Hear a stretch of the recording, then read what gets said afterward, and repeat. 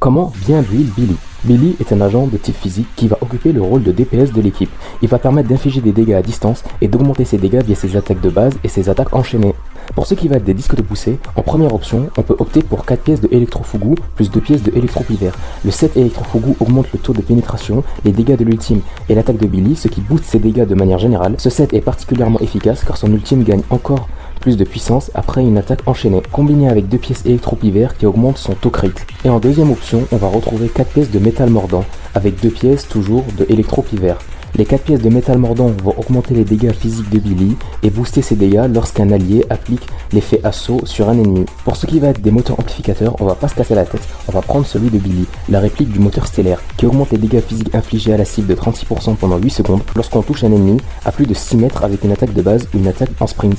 Ensuite, en deuxième position, on peut retrouver le soufre, bon moteur équilibré pour les personnages axés de dégâts physiques, le coussin d'acier qui offre un bonus de dégâts en fonction de l'angle et du type d'attaque utilisé. Et pour finir, on retrouve le moteur stellaire ou la star de rue si vous n'avez ni le moteur de Billy, ni les moteurs de rang S que j'ai cités juste avant. Maintenant, pour ce qui va être des compétences améliorées en priorité, en première position, on retrouve la compétence principale ou le core skill en anglais. La compétence principale de Billy augmente les dégâts de 50% lorsqu'il utilise la position accroupie pendant son attaque de base. C'est un gros boost de dégâts, donc à monter en priorité. En deuxième position, on retrouve son attaque de base, car ça va être sa source principale de dégâts, et donc à prioriser aussi. En troisième position, on retrouve son ulti, qui inflige d'énormes dégâts en rafale, surtout après son attaque enchaînée, tout ça grâce à sa compétence principale. Et pour finir, on retrouve l'attaque Special X, qui elle aussi inflige de bons dégâts, mais qui reste la dernière de nos priorités.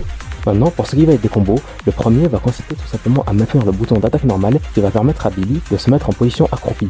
Et comme on l'a vu avec son talent principal, il augmente ses dégâts de 50%. Mais attention, si Billy se prend une attaque pendant cet état, il va perdre tous ses bonus.